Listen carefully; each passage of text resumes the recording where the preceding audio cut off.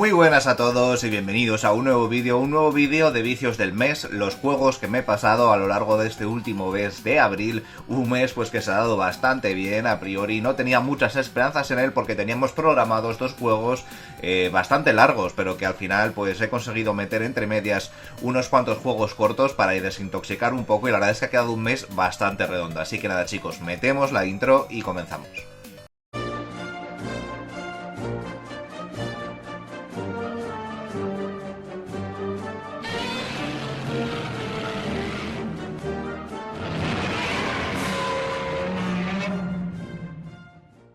Pues nada chicos, empezamos el mes con dos juegos que no tengo físico, ¿vale? El primero es un resto de ese Metroidvania, de este especial que hacemos en marzo, en el que solo jugamos a Metroidvania, y me conseguí terminar Action Verge 2, un juego que dejé empezado, pues eso, a finales de marzo, y que pues me conseguí terminar prácticamente el 1 de abril.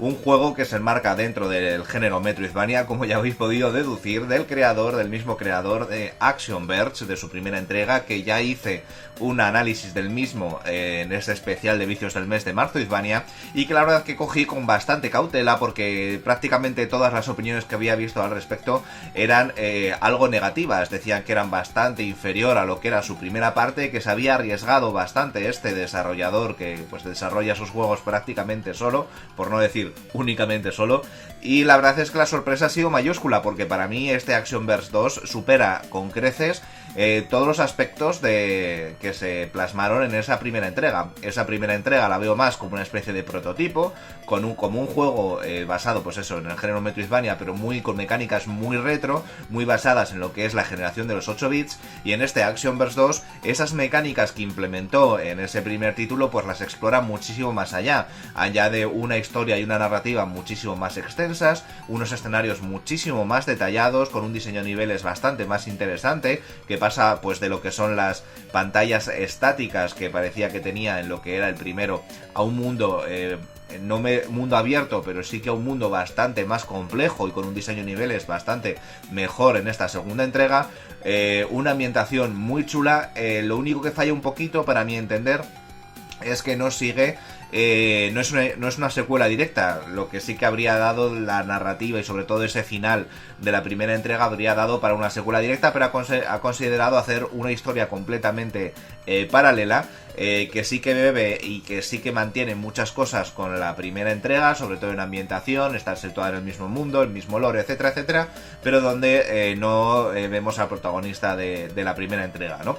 Esto además le ha permitido tomarse ciertas licencias en cuanto a personajes, narrativas y en cuanto a mecánicas que no se encontraban en la primera entrega y que me parecen sublimes. Tiene un control maravilloso, lo que son las habilidades del personaje están muy bien secuenciadas, y la verdad es que le ha quedado un Metroidvania maravilloso, para mí infinitamente superior a esa primera entrega que muchos pues consideran un juego muy pero que muy importante dentro del género, ¿vale? Para aquellos que queráis haceros con él, tenéis una versión física que sacaron en Limited Run Games, sacaron la versión individual para PlayStation 4 y para Switch, y luego sacaron un pack con los dos Action Verge, tanto para PlayStation 4 como para Switch, ¿vale? Yo ese pack o ese Action Verge 2 no me lo pillé en su momento, porque pensaba que saldría aquí en formato retail, al igual que salió la primera entrega, pero al final no me quedé con las ganas y por eso no lo tengo en físico, ¿no? Pero vamos, que si lo queréis tener en físico, que sepáis que está en Limited Run Games en esas dos ediciones. Vamos ahora con otro juego que tampoco tengo en físico. Este voy a centrarme un poquito porque ya hice una review para el canal en esa sección de Indie Reviews que saco todos los miércoles, y es el Koa and the Five Pirates of Mara, ¿vale? Un juego desarrollado por Undercoders, los mismos desarrolladores que otro gran juego que me gustó mucho como fue Super Epic, que se lo jugué también en el Metroidvania, ¿vale? Y en este caso cambian ese género Metroidvania por un juego que bebe muchísimo de las plataformas clásicos, bebe muchísimo de la saga Mario y de las plataformas en 3 dimensiones de Nintendo 64. Es un juego que está orientado más a público infantil que a público adulto, pero que los adultos pues le pueden sacar bastante jugo, ¿no? Es un juego muy interesante para jugar entre juegos y que a mí me gustó bastante, ¿no? Lo utilicé como para lavarme la boca un poquito entre ese marzo al que le di tanto al género Metroidvania, y antes de meterme con el siguiente juego que sí que tengo en físico y que lo voy a enseñar, ¿vale? Que es este Dragon's Dogma, ¿vale? Ya sabéis que yo, en cuanto a lo que son lanzamientos, la verdad es que juego muy poquitos. En el momento en el que salen a la palestra, ¿no? En el momento en el que pues salen al mercado, debido a que para mí pues salen a un precio demasiado elevado, y a no ser que me guste muchísimo el juego, ¿vale? No me decanto por pagar esos 70 o 60 euros de salida. Así que para quitarme un poquillo el monillo de ese Dragon's Dogma 2 que había salido hace poco, pues decidí meterme con esta primera entrega, que la tenía en el backlog desde hace bastante tiempo, y tenía bastantes ganas de jugarme a un RPG de este corte, ¿no? De este Dungeons and Dragons, porque aunque sea un RPG desarrollado por Capcom, un RPG de corte japonés, pues está bastante lejos de todos esos JRPGs tipo Final Fantasy, tipo Tales, yo que sé, todos estos Atelier y etcétera, ¿no? Todo lo que nos imaginamos cuando nos imaginamos un prototipo de JRPG. En este caso es un RPG desarrollado en Japón, pero bebe muchísimo de lo que es el estilo de RPG y folclore de Dungeons and Dragons occidental, ¿vale? Me ha gustado muchísimo. Sí que es verdad que tiene ciertas partes que yo cambiaría, sobre todo ciertas mecánicas que hacen el desarrollo del juego bastante pesado. Se nota que esas mecánicas pues son de la generación en la que salió el juego, ya que salió en PlayStation 3 y Xbox 360, pero en formato general es un juego que me ha gustado bastante, ¿vale? Nosotros aquí nos encontramos en un mundo que está asolado por la aparición de un dragón, y esta aparición es cíclica, ¿vale? El dragón aparece, elige como una especie de caballero, ¿no? Entre todos aquellos que luchan con él, y lo nombra Arisen. Ese Arisen le roba el corazón, entonces el objetivo de ese caballero es hacerse fuerte para derrotar a ese dragón y recuperar ese corazón, ¿no? Recuperar esa libertad. Y eso pues nos toca a nosotros en este momento, como no puede ser de otra forma. Al ser un RPG tiene una elección de personajes y de clase pues bastante variada. Podemos jugar como si fuésemos un caballero, un bárbaro, ¿vale? Un personaje de combate cuerpo a cuerpo, un arquero, un mago o un pícaro, ¿vale? Lo que pasa es que conforme vayamos avanzando en el juego, esas clases pueden ser expandidas, ya que cada una de las que acabo de nombrar ahora mismo tiene, digamos, dos especializaciones, ¿no? El mago puede convertirse en un archimago o en un hechicero, ¿vale?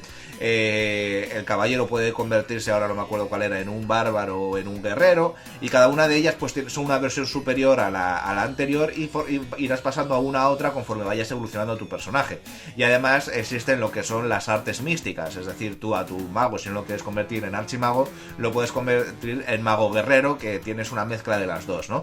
El sistema de clase está muy bien implementado, las habilidades están muy bien definidas para cada uno de los personajes, y la verdad es que el juego se amolda muy bien a cada una de las características.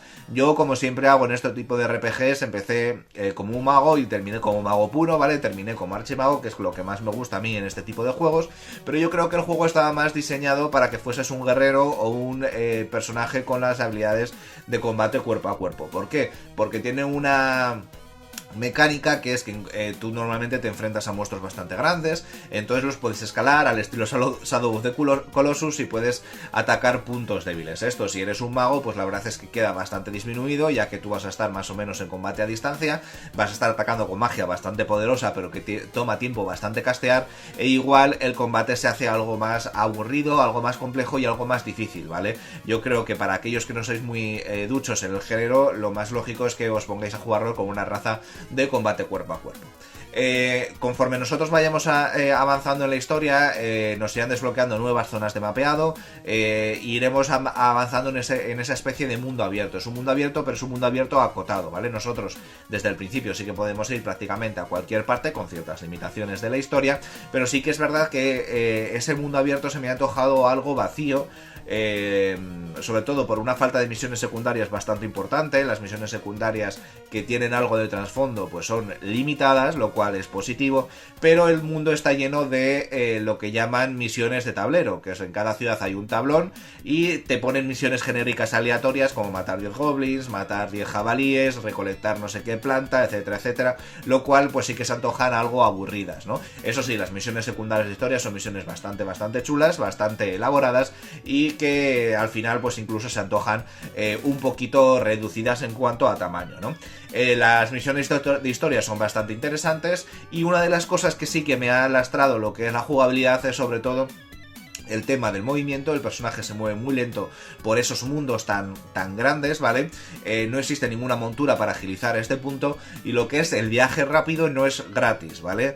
No es gratis en el sentido de que no es como la mayoría de juegos en los que tú puedes ir viajando prácticamente a través del minimapa, sino que en este juego pues tienes una serie de piedras, ¿vale? Que viaja a ciertos monolitos. Esos monolitos son muy limitados en lo que es la historia, creo que son 4 monolitos diferentes, entonces solo puedes tener 4 o 5 puntos de viaje rápido. Esos monolitos los tienes que poner tú en el lugar al que quieres ir, que no los puedes poner encima dentro de una ciudad, y tienes que utilizar una piedra de viaje. Esa piedra de viaje se gasta y tendrás que ir comprando más a lo largo del juego, ¿no? Lo cual pues me parece que ese tema está bastante constreñido y que al final si te quedas sin piedras de viaje o no has cogido el monolito que tenías que coger porque encima ocupan inventario y añaden peso, pues te puedes lastrar lo que es la movilidad en un grado importante, ¿no? Aparte de eso, pues el tema de algunos efectos de colisiones, es un action RPG, entonces todo lo que es el combate pues no es por turnos y es en tiempo real, ¿no? Eso al ser pues un mago con diversos proyectiles y diversos hechizos, el tema de las hitbox falla un poquito, tienes que estar lanzando los hechizos de una forma y en un momento específico para que den cómo tienen que dar al enemigo.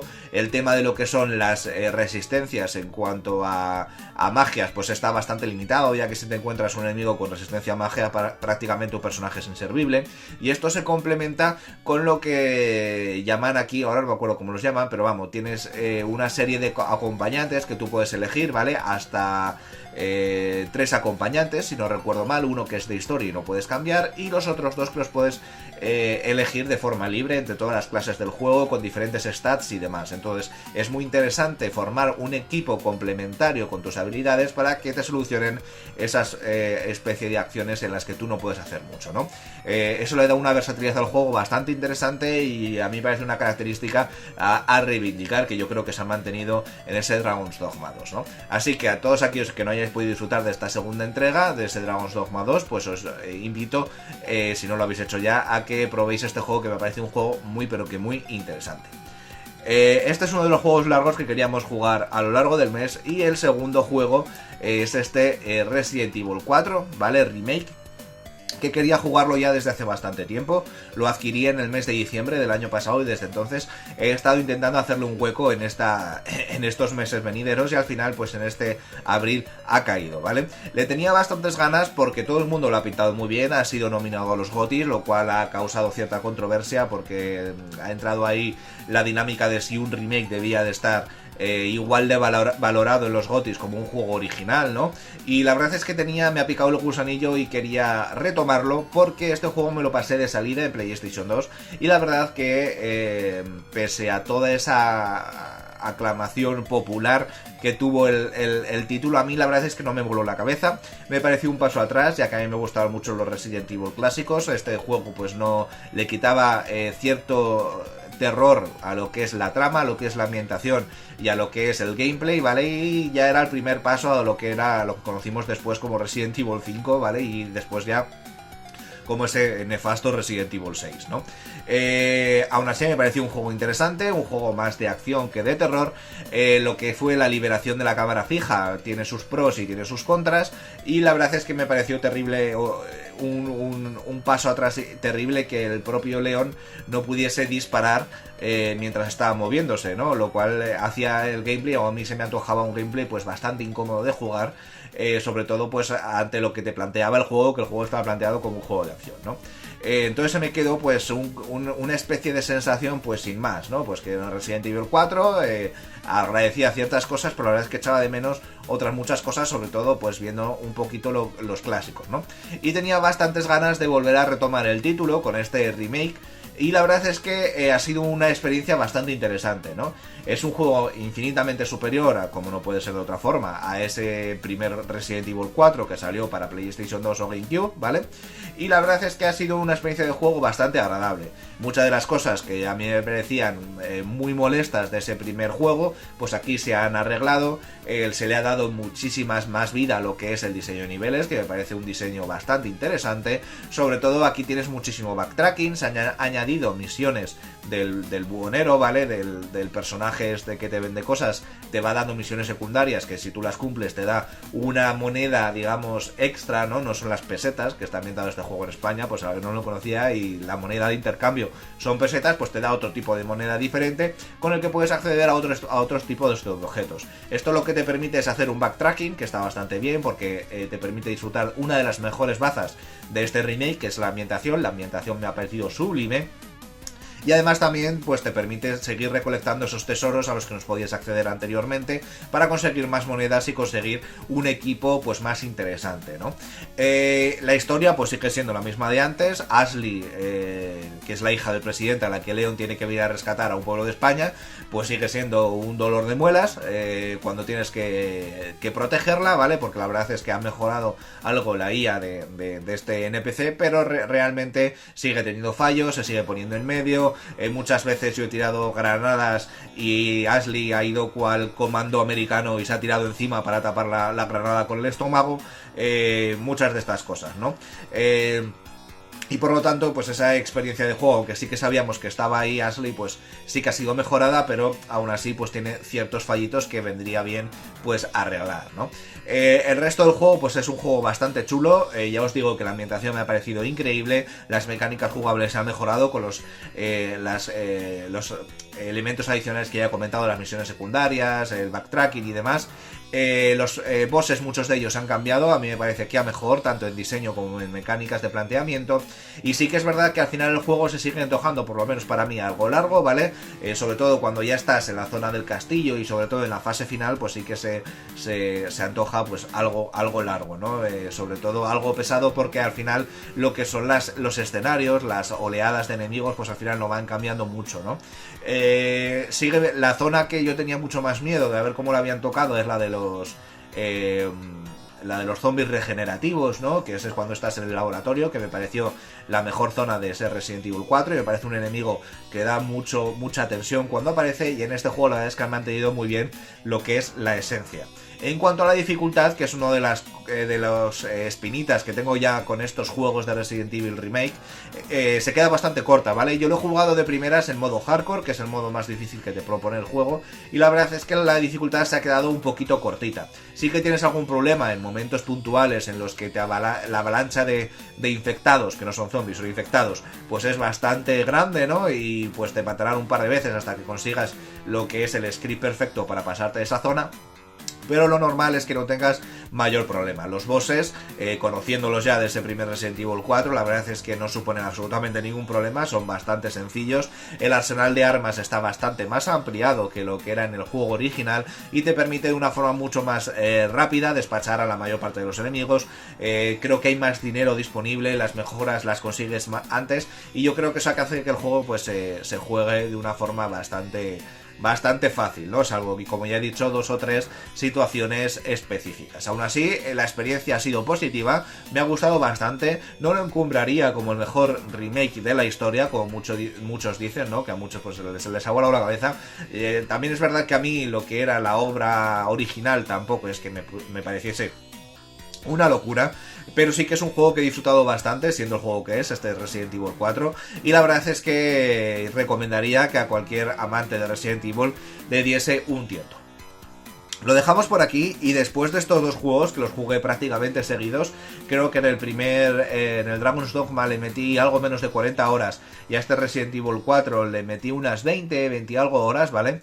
si no recuerdo mal, me metí con un juego pues que me lavase un poquito la boca, ¿no? Que fuese un juego algo más cortito, con un gameplay más dinámico, ¿no? Más estilo arcade, y la verdad es que me decidí por este Scars Above, un juego que encima había comprado ese mismo mes, en el mes de abril, y que llevaba buscando a buen precio desde hace bastante tiempo porque la premisa me gustaba bastante, ¿vale? Estamos aquí ante un juego de ciencia ficción, una especie de AA, ¿vale? Un juego que no llega, que creo o parece tener una fachada mayor, ¿no? O mejor conseguida o más elaborada que un indie, ¿no?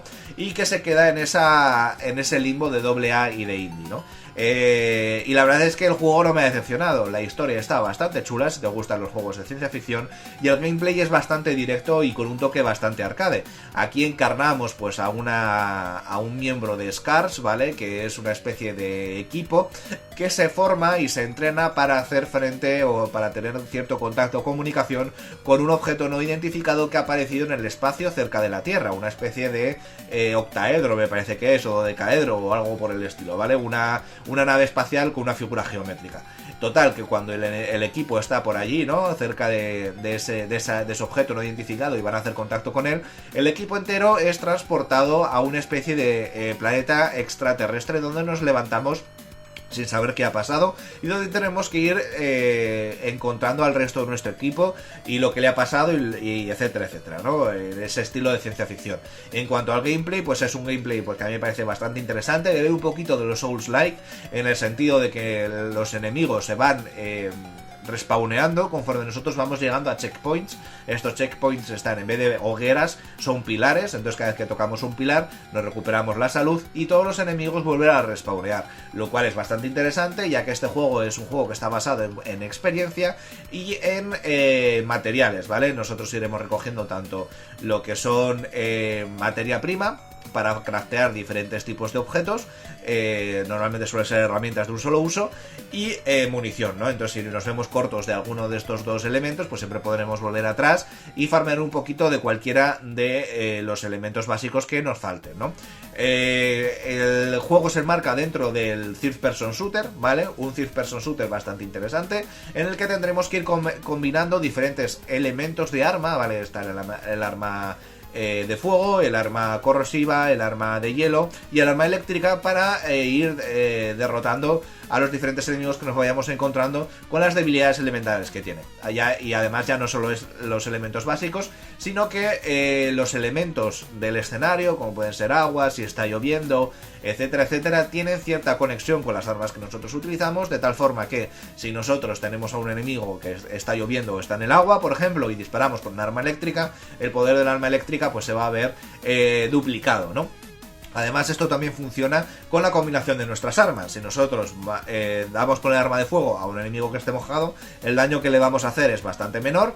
Y si nosotros, por ejemplo, damos a un enemigo que esté mojado con el arma de congelación, se va a congelar muchísimo antes, ¿no? Además, también el arma de congelación, además de hacer daño, congela a los enemigos, lo cual es un elemento muy estratégico para dar luego con otro tipo de arma a los enemigos en ese punto débil, ¿vale? El combate tiene cierta complejidad, pero es lo suficientemente sencillo como para que sea un juego bastante estilo arcade, ¿no? Lo que es la ambientación está muy bien hecha. Los diferentes parajes del planeta extraterrestre están muy bien diseñados, tanto en el apartado artístico como en el diseño de niveles.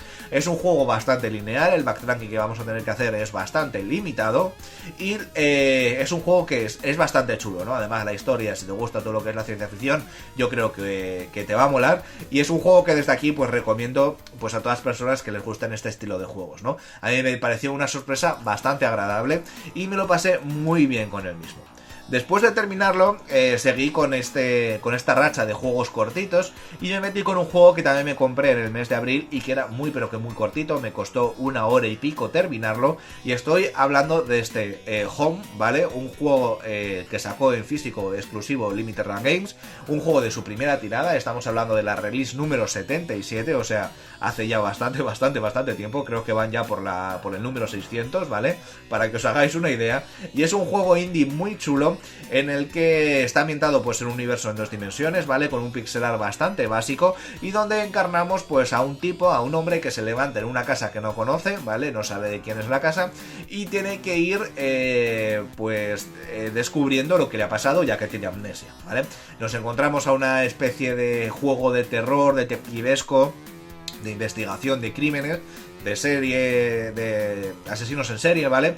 Y la verdad es que está bastante conseguido dentro de sus limitaciones. No podemos olvidar que es un juego indie, que está desarrollado por una única persona, es un juego muy cortito, pero que te da bastante juego, ¿vale? Lo que es la ambientación está bastante chula, el apartado sonoro tiene unos efectos especiales bastante interesantes que te meten muchísimo en esa ambientación, ¿no? Lo que es el diseño de niveles es bastante simple, pero es que la verdad es que el juego no da para más. Y lo que es lo importante es la historia, ¿no? Es ir descubriendo qué ha pasado con este personaje y esto lo vamos a ir haciendo a través de buscar y encontrar ciertos objetos clave en cada uno de sus escenarios. Lo que pasa es que no sabemos cuántos objetos clave hay, ¿no? Y por lo tanto podemos pasar un escenario sin encontrar todos esos objetos. Es más, el final que nosotros consigamos desbloquear está muy vinculado a lo que es el encontrar esos objetos, descubrir qué hacen cada uno, papeles o recortes de periódico para ir montándonos nosotros la historia en la cabeza, ¿no? Entonces al final del juego tendremos que tomar una serie de decisiones y basadas en los objetos y lo que hayamos descubierto y podremos contar pues con un final X o con un final Y. Creo que hay 3 o 4 finales diferentes y te tienes que ir pasar el juego pues varias veces para ir consiguiéndolos, ¿no? Yo hasta ahora he conseguido únicamente 2 en hora y media, ¿vale? O sea que me parece pues que si tenéis un juego, es un juego que si tenéis un momento o un espacio de tiempo bastante corto, te marca una historia pues bastante reducida con suficiente versatilidad y es bastante interesante en ese sentido. En cambio, si buscáis un juego largo que os tome bastante tiempo pasarlo, pues la verdad es que no es vuestro juego. Yo cuando salió en Limited Run Games lo vi para comprar, pero me pareció que la experiencia que te ofrecía el juego era bastante corta como para pagar 35-40 euros por él, y lo compré en 20 de segunda mano por 20 euros, creo que fueron 20 euros incluyendo envío, ¿vale? Y aún así la experiencia se me ha hecho algo cortita aún sabiendo a lo que iba, ¿no? Pagar 20 euros por una experiencia así, la verdad es que no me parece interesante, ¿no? Si queréis jugarlo, yo os recomiendo que lo juguéis en formato digital, que seguramente lo podéis encontrar infinitamente más barato. Seguimos con el siguiente juego, un juego al que le tenía también muchísimas ganas, ¿vale? Este juego lo conocí a raíz de haberme pasado un juego de su mismo desarrollador, que es In Rays of Light, un juego que me gustó muchísimo y que sacó Red Art en formato físico, tanto para PlayStation 4 como para PlayStation 5, y posteriormente no. Este juego creo que es posterior en lo que es la experiencia de desarrollador de su estudio, pero en cuanto a release es una release anterior. Estoy hablando de este Seventh Sector, un juego que sacó únicamente en físico Strictly Limited Games y que forma parte de sus, digamos, títulos limitados, y que en este caso pasa de lo que es el Walking Simulator de In Rays of Light a un juego de puzzles muy original y con unas mecánicas bastante interesantes. Aquí nosotros encarnamos a una especie de fantasma, ¿vale? A una especie de ente eléctrico y nos tenemos que ir moviendo pues a través de diversos cables y resolviendo diversos puzzles de lógica para al final tomar posesión pues de diversos cuerpos, un dron que puede volar, otro dron que es un dron de combate, etcétera, etcétera, y al final pues ir avanzando, ¿no?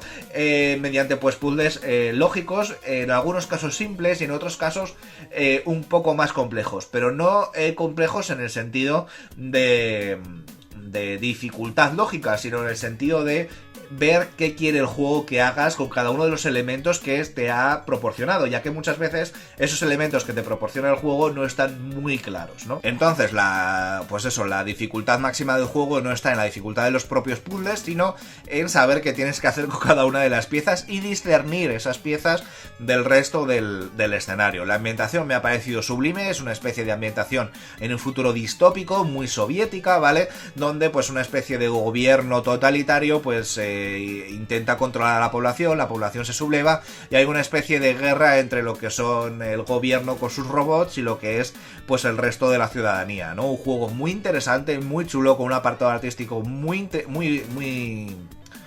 muy original, ¿vale? Y que además pues tiene una resolución de puzzles bastante interesante, bastante original y que la verdad es que se echa de menos, sobre todo en este estilo de juegos a día de hoy, que además hay una oferta increíble en estas generaciones que estamos viviendo, ¿no?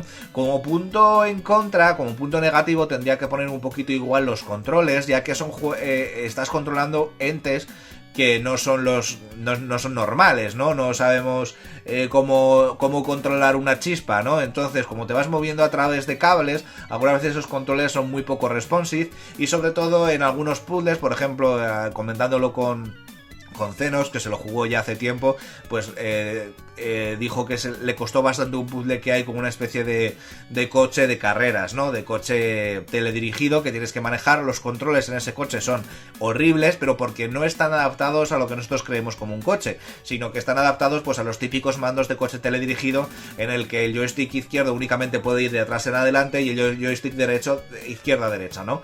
Que pues son lo que hicieron hacer realista y así es como son pues los controles de los coches teledirigidos. Pero eso traspasado a un mando, ¿no? Se antoja en muchos casos un juego algo difícil de controlar. De todas formas, yo desde aquí os lo recomiendo bastante. Es un juego que tiene bastante miga y si os gustan los juegos de puzzles, pues puede ser un juego bastante interesante. Para aquellos que no lo queráis pedir a lo que es la página web de Strictly Limited Games, desde Strictly Limited Games tienen una tienda en Amazon y ahí suelen hacer algunas ofertas. Y este juego yo lo compré a 15 euros. O sea que si os interesa el juego, pues a ver si todavía está disponible dicha oferta y lo podéis encontrar a ese precio. Vamos ahora con el último juego del mes, un juego también de puzzles, y es este System of Souls, ¿vale? Un juego de puzzles en primera persona que ve bastante de juegos como Cube o como Portal. Lo que pasa es que aquí lo deja en un ámbito bastante bajo. Es un juego que me ha decepcionado bastante, ya que lo llevaba siguiendo desde hace bastante tiempo. Es más, yo tenía reservada la versión de PlayStation 4 de lanzamiento en FNAC y que fue cancelada posteriormente y solo salió de PlayStation 5. Como me cancelaron el lanzamiento de PlayStation 4, pues la verdad es que no lo cogí de lanzamiento, el juego de PlayStation 5, ya que todavía no tenía la consola y he esperado a esta rebaja de 15 euros que hizo Game en el mes de abril. Lo compré y prácticamente llegué a casa y me puse con él, ¿vale? Porque le tenía muchísimas ganas, sobre todo por esas reminiscencias a Portal que tenía el juego.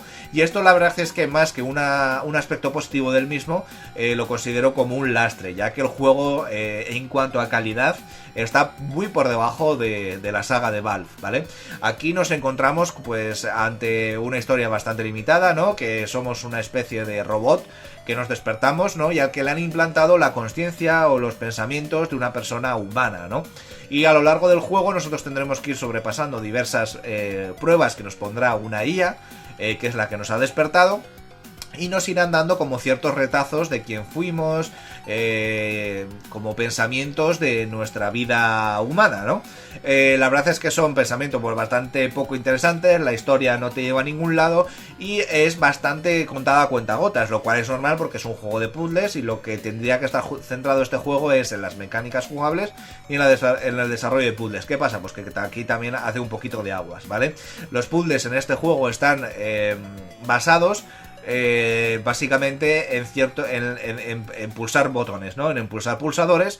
Estos pulsadores hay algunos que se pueden pulsar, los azules con un cuadrado azul y los rojos con un cuadrado rojo. Entonces el juego está basado las pruebas lógicas perdón, en desbloquear los pulsadores para poner los cuadrados correspondientes y desbloquear la puerta al siguiente puzzle, ¿no? Esto se va complicando posteriormente con diferentes cambios de gravedad, ralentización de tiempo, etcétera. Pero aún así los puzzles son infinitamente sencillos, o sea, yo no me he atascado prácticamente en ninguno, y en algún puzzle que he tardado algo más en resolver era porque había que utilizar algo de una forma, ¿vale? Que yo estaba utilizando de otra forma, pero que también era posible pasárselo así. O sea, el juego está muy poco revisado, los puzzles están poco encorsetados, que en este tipo de juegos en los que se basan un poquito pues en estas pruebas puestas por una inteligencia artificial en un escenario muy cerrado, la verdad es que es bastante fácil, y creo yo, el testear el juego para que no puedas romper el propio puzzle. Y al final pues los puzzles se consideran bastante sencillos. Yo no he tenido ningún problema y me lo pasé en 2 tardes. No solo me lo pasé, sino que me lo platiné en 2 tardes. Para lo que un juego de puzzles de este calado, pues la verdad es que me parece un tiempo bastante corto, ¿no? Así que desde aquí pues lo siento, pero no os puedo recomendar este juego al que le tenía tantas ganas. Si os gustan los juegos de puzzle, pues la verdad es que os recomiendo incluso este Seven Sector que hemos visto anteriormente, os recomiendo el Talos Principle, The Witness e incluso Sojourn, ¿vale? Que es un juego que ya me pareció un poco básico en su momento, pero aún así algunos puzzles tenían algún intrínculo, y sobre todo ese Manifold Garden, que me parece un juego maravilloso. Así que nada, dejamos este System of Souls y este ha sido el último juego que he pasado en este mes de abril. Un mes bastante completo, lo he disfrutado bastante. Han caído juegos de todas las índoles y de todos los géneros, y la verdad que ha sido un mes bastante chulo. Espero que os haya gustado el vídeo y nos vemos en el siguiente.